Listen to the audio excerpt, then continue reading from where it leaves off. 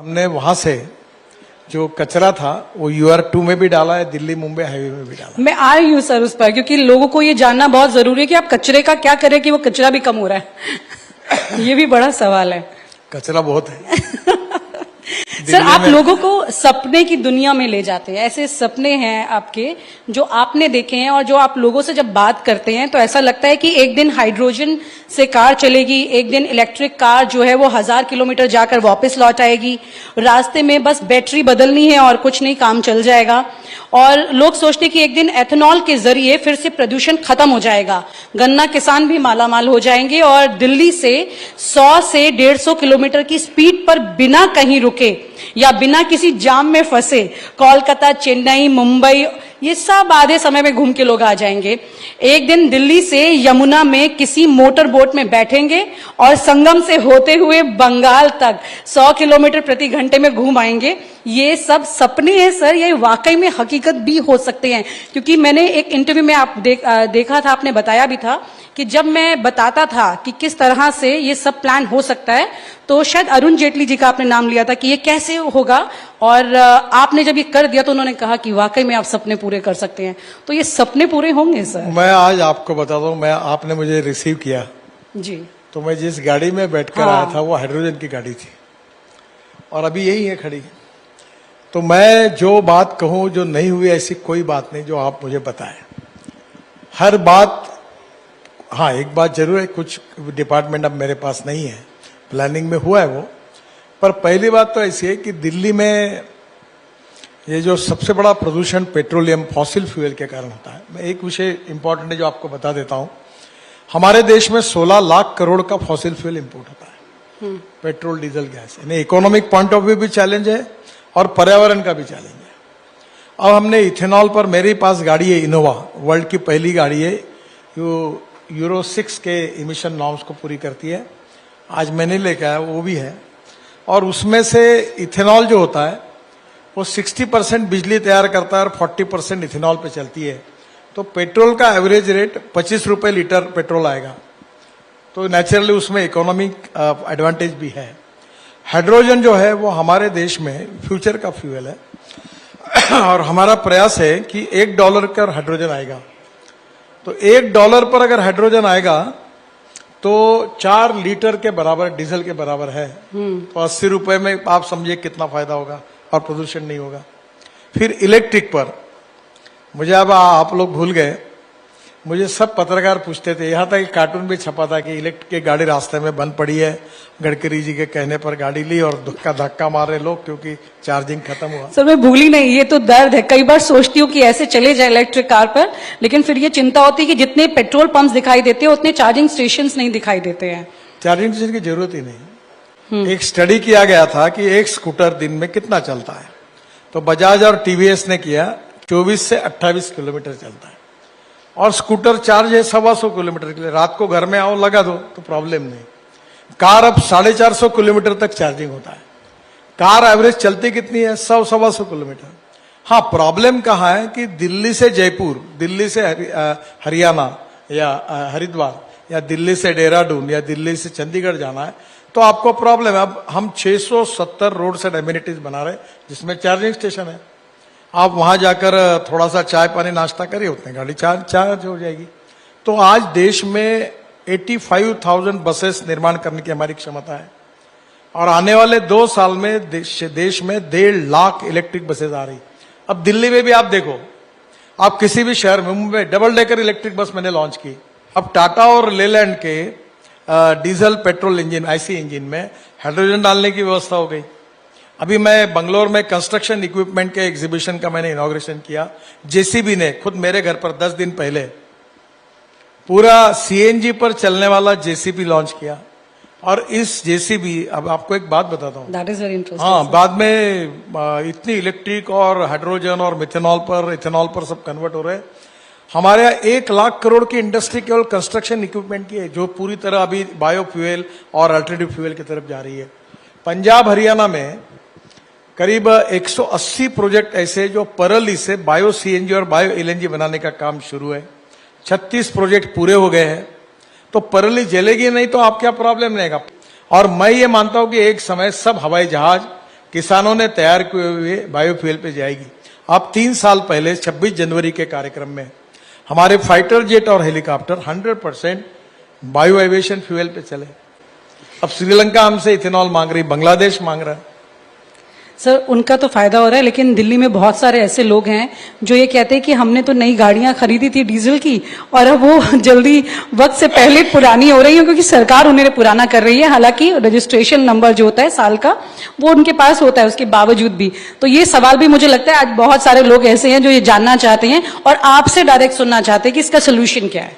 देखिए 15 साल होने के बाद वो गाड़ी का देखो, आज के 4 ट्रक और 15 साल का ट्रक, तो आज के 4 ट्रक जितना पोल्यूशन कर रहे हैं उतना 15 साल पुराना एक ट्रक कर रहा है।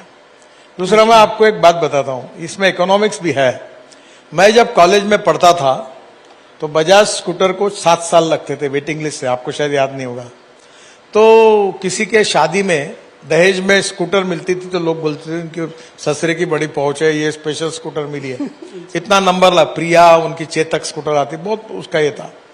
तो मैं आपको तो ये 15 साल पुराना, उसको बेचने में फ्यूल की भी सेविंग है, प्रदूषण भी कम होगा और टेक्नोलॉजी रोज बदल रही है। जो 28 किलोमीटर पहले स्कूटर चलती थी अब 90 किलोमीटर पे मोटरसाइकिल और स्कूटर आ गई।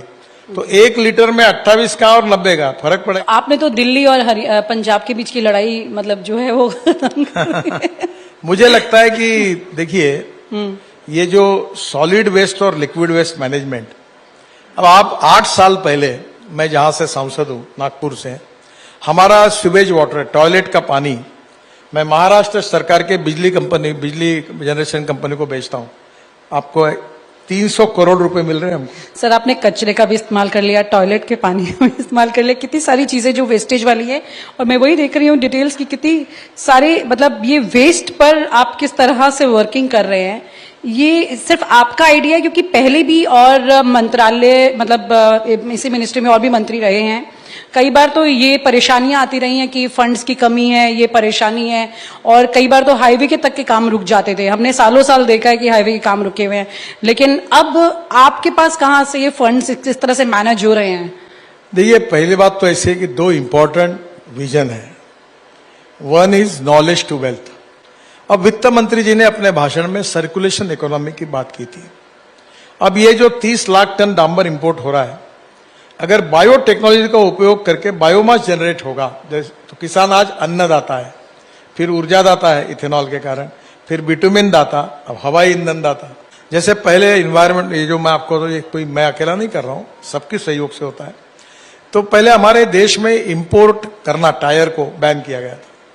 मैंने भूपेंद्र यादव जी को कहा इसको बैन क्यों करते हो, जितना कचरा दुनिया में पड़ा है वो इंपोर्ट होने दो।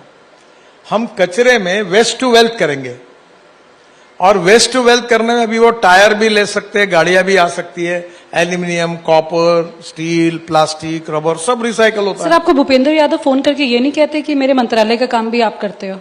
नहीं, भूपेंद्र यादव जी ने मेरे कहने पर टायर इंपोर्ट करने की अनुमति दी और आज एक नई इंडस्ट्री खड़ी हो गई। अब सिंपल बात समझो, बिटुमिन का रेट है 50 रुपए किलो और टायर की पाउडर निकालकर जो निकलते उसका रेट है 30 रुपए किलो।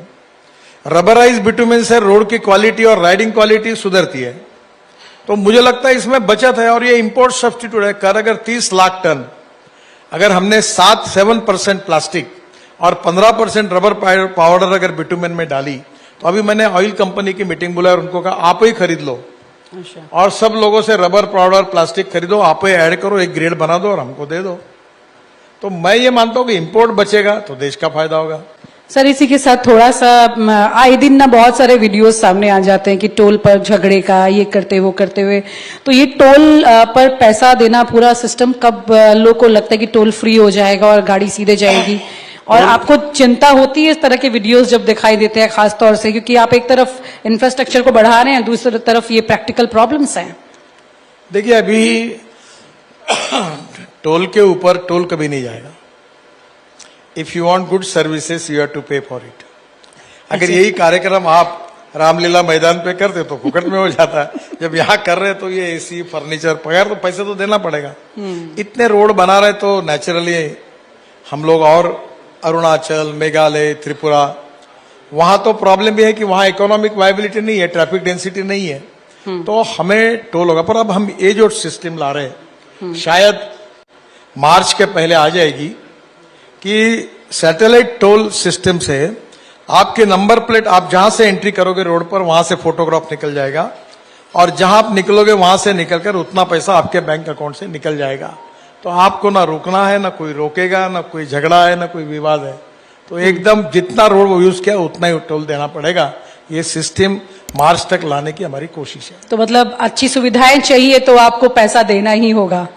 नहीं, पैसा देना पड़ेगा क्योंकि अच्छा उसमें एक आज क्या होता है कि आपको 75 किलोमीटर में आप 15 किलोमीटर जाते हैं, पर टोल लगने के बाद 75 किलोमीटर का टोल देना पड़ता है, पर उसके बाद अब केवल 15 किलोमीटर देना पड़ेगा। दूसरी एक बात आपको बताता हूं, मैं जब मुंबई पुणे मैंने एक्सप्रेस हाईवे बनाया तो बहुत यही लोगों में नाराजगी थी कि टोल ले रहे।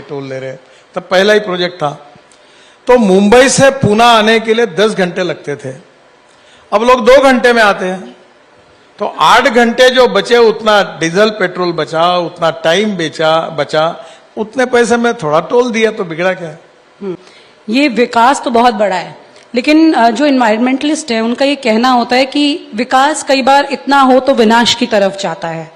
सुंदरलाल बहुगुणा जी के बारे में हम जानते हैं किस तरह से उन्होंने नदियों में भी बोला था कि आप डैम बहुत ज्यादा ना बनाइए क्योंकि परेशानी आ सकती है। केदारनाथ की त्रासदी हुई तो सारे डैम भी इधर उधर हो गए और उसका कोई फायदा भी नहीं हुआ था। तो ये दोनों चीज का संतुलन बहुत इंपॉर्टेंट हो जाता है। अभी बादल फट गया, कितने लोग मर गए। अच्छा, बद्रीनाथ, केदारनाथ, गंगोत्री, यमुनोत्री लोग 6 महीने जाते थे, अब साल भर जाएंगे। तो दूसरी तरफ इन्वायरमेंट और इकोलॉजी को प्रोटेक्ट करना, अब उसमें से आप देखिए कि मैंने एक प्रोजेक्ट तैयार करने के लिए कहा था, हल्दिया से डायरेक्ट बंगाल के खाड़ी में जाएंगे तो ब्रह्मपुत्रा जुड़ेंगे और ब्रह्मपुत्रा से डायरेक्ट हम लोग इंडोनेशिया, मलेशिया, चाइना, बांग्लादेश जा सकते हैं। और आपको बताता हूं, बांग्लादेश के प्रधानमंत्री जी की रिक्वेस्ट पर मैंने बांग्लादेश में घुस के 250 किलोमीटर ब्रह्मपुत्रा में ड्रेजिंग कर दिया और जलमार्ग बनाया, फिर बराक रिवर में बना दिया। सर, ये बड़ी चर्चा होने लगी है, थोड़ा सा आपने लोगों को ये सोचने पर मजबूर कर दिया है। हम तो YouTube पर न्यूज दिखाते ही हैं, लेकिन आपके भी YouTube पर काफी पैसे आते हैं। लोग लिखने लगे हैं कि अरबों कमा रहे हैं आप उससे। नहीं, मैं ज्यादा मीडिया सेवी नहीं हूं, पर मैं कोविड के समय बहुत हालत खराब थी तो मैं 2 महीने नागपुर में ही था, तो मैं वीडियो कॉन्फ्रेंस से बोलने लगा। फिर देश से साथ साथ में वर्ल्ड के हार्वर्ड से लेकर कनाडा, अलग अलग देशों में कार्यक्रमों में बोलने लगा। अब मुझे तो कोई मालूम नहीं, पर अब लोग मेरे वीडियो सुनते हैं, अजा आपका कार्यक्रम हो गया, मैं बाहर पढ़ने तक वो लाखों में कन्वर्ट हो जाता है। बहुत इंपॉर्टेंट सवाल है क्योंकि इसके बगैर इंटरव्यू पूरा नहीं हो सकता है। सर को बहुत अच्छा कुकिंग का शौक है और खाने का भी उतना अच्छा शौक है। तो बाकी इस देश में बहुत सारे ऐसे पुरुष हैं जो कि खाना पकाने से थोड़ा सा परहेज करते हैं। देखिए, मैं जब बीजेपी का अध्यक्ष बना तब देखा कि नहीं मुझे मालूम नहीं। देखा सर। तब मेरा वजन था 135 किलो, अभी मैं 90 kg हूं और मैं रोज 1.5 घंटा, आज भी मैं सुबह फ्लाइट से आया हूं, 1.5 घंटा व्यायाम करता हूं, प्राणायाम करता हूं। और अब मेरे खाने में, मैं जरूर खाने का शौकीन था पर अब बहुत लिमिटेड खाता हूं। और दूसरी बात, मुझे रोज नए एक दिन में रिपीट नहीं करता।